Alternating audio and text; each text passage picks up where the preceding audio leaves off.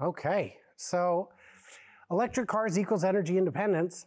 So for those of you who don't know who I am, I'm an analyst who happens to have a YouTube channel. Some people say I'm a YouTuber who happens to be an analyst, but either way, I mean, it's the same thing, I think. But I go all over the country, all over the world, and I'm invited to speak I've spoken at Fully Charged in 3 different countries. I've been a guest speaker or a host at events in Michigan, Texas, Florida, Washington, Oregon, California, all over the place. And I'm a regular contributor on a whole bunch of channels. Brighter with Herbert, Randy Kirk, a couple different Tesla podcasts, Best in Tesla. You may recognize some of those names, you may not.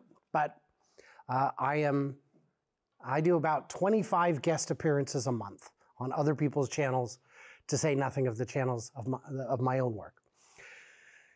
And as a result, I end up with a lot of experts on speed dial. So independence, really? I mean, we get it. EVs are good, right? But can they actually be a road to energy independence? Can they actually help strengthen the economy and national security? So real quick, this isn't politics. I don't do politics. I do policy. And energy can be politics, but a lot of times things that are politics cross different lines that don't make sense because humans are very fickle. They're weird people. I don't know if you've met any. So let's talk about energy security. How many people here are old enough to remember the energy embargoes? The oil embargoes of the 70s were a real wake-up call when we realized, oh, you know what? The thing that keeps our machine in motion is buried beneath the people who hate us the most. And we've given them an outsized amount of power.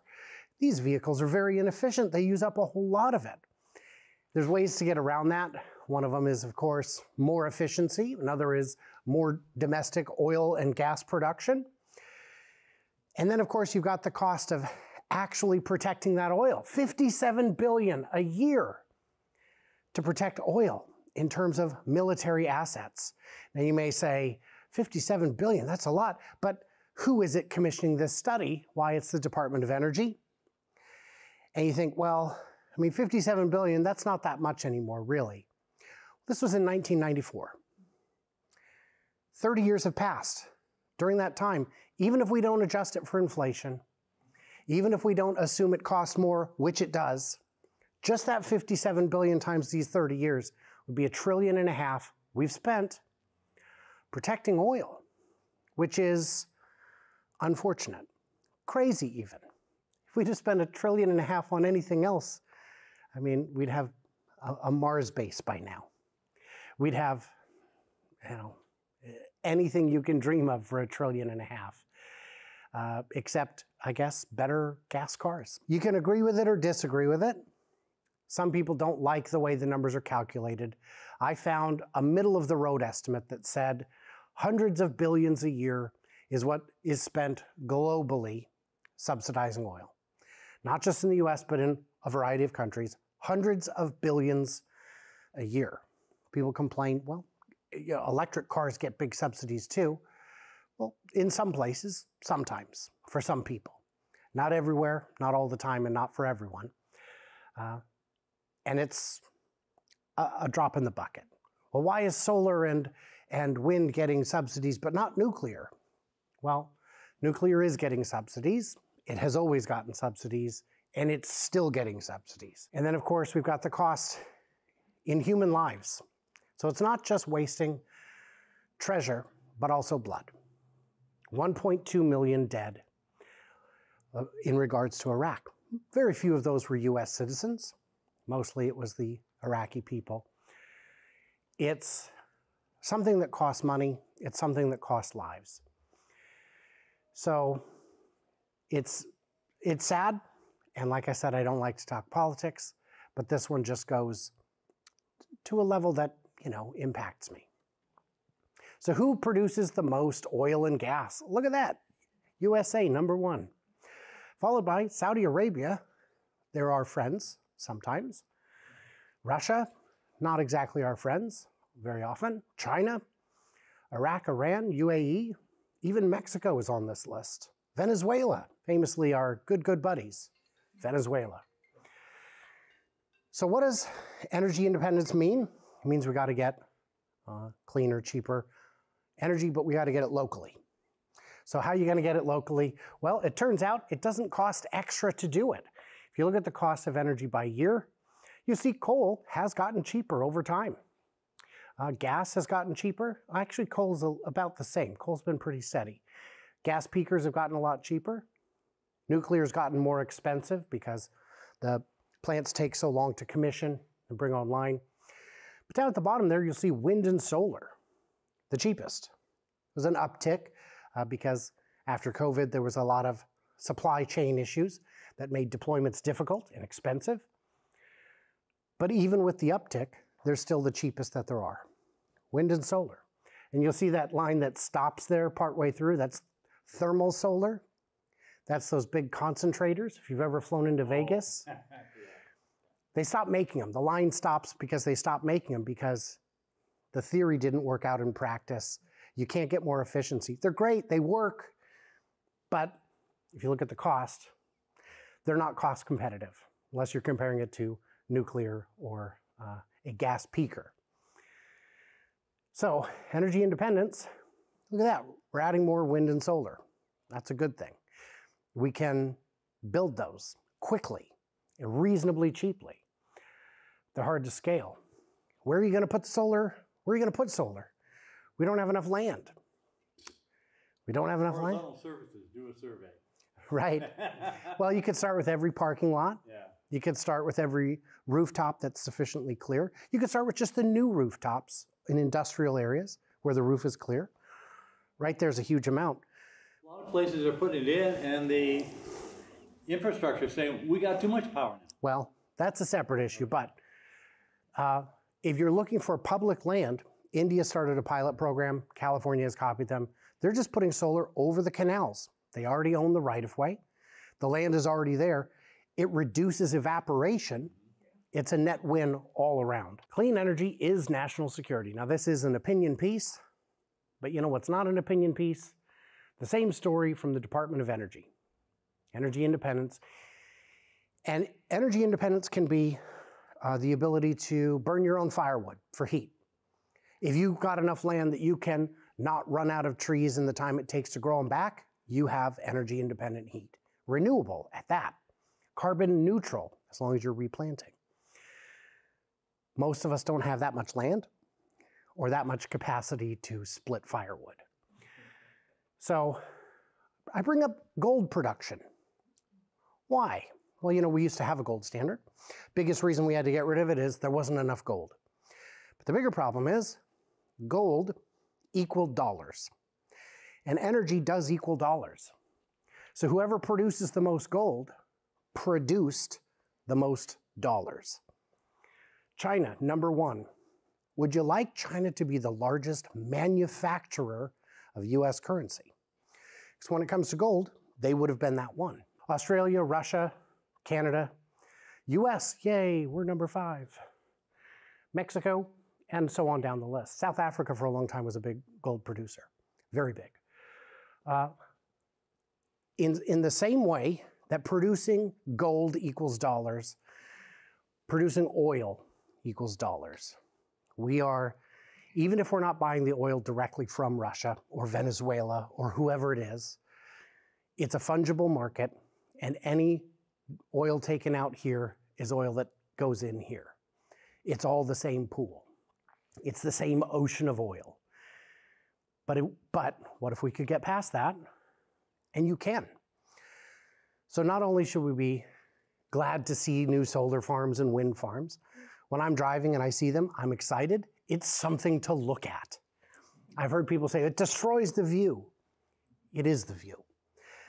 When the Golden Gate Bridge was being built, there were 100 lawsuits filed to stop it because you're going to destroy the view. Of what? Of the Golden Gate. It's better. This is going to be better. You'll see. They did consolidate them into one lawsuit, which obviously was not successful. So getting a nation to energy independent means that our enemies don't have power over us, means we don't have to choose our alliances based on convenience. But what if you also don't like your own government? Get your own solar. You can absolutely power yourself. Think of the freedom to not have to worry about that bill ever again. Now it's tricky. In some places it's better than others.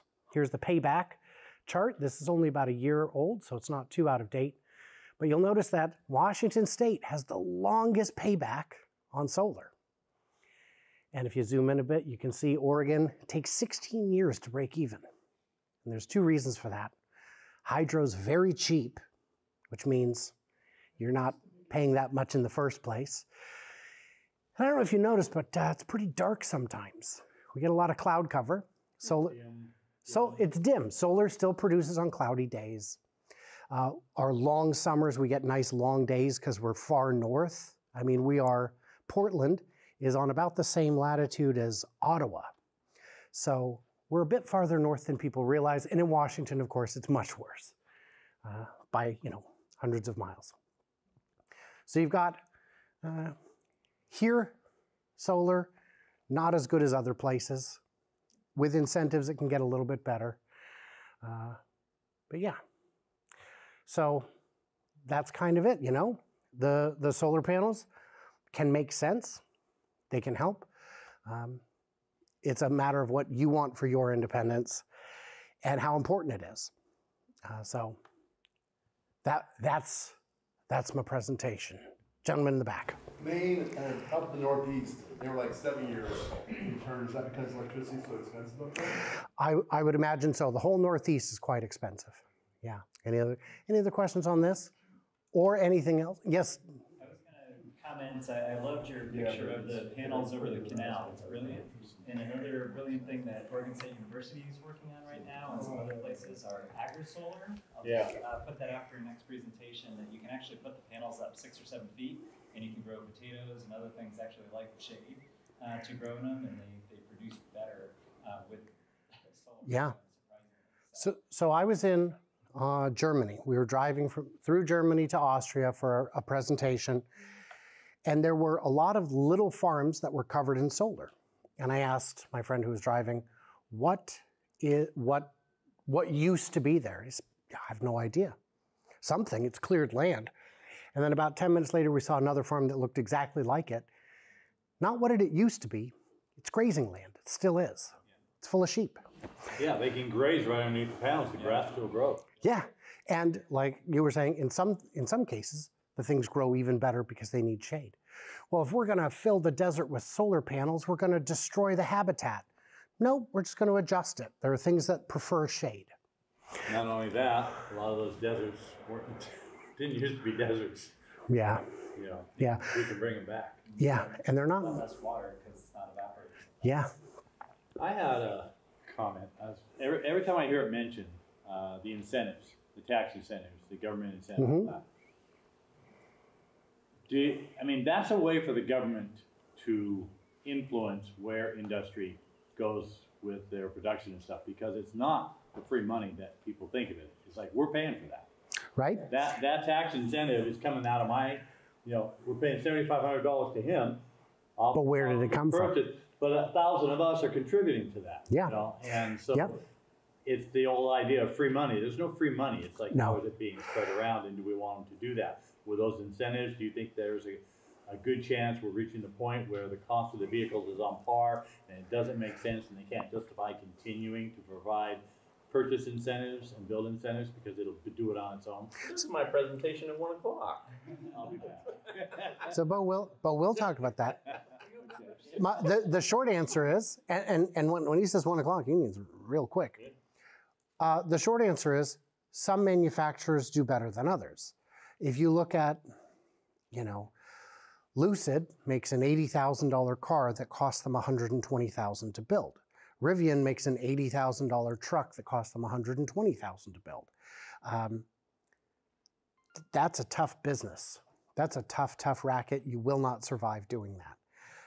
But it's a tough racket. So I don't know. I will look forward to Bo's presentation on that topic. I have an answer for you. He has an answer. Well, I am patient. Sometimes.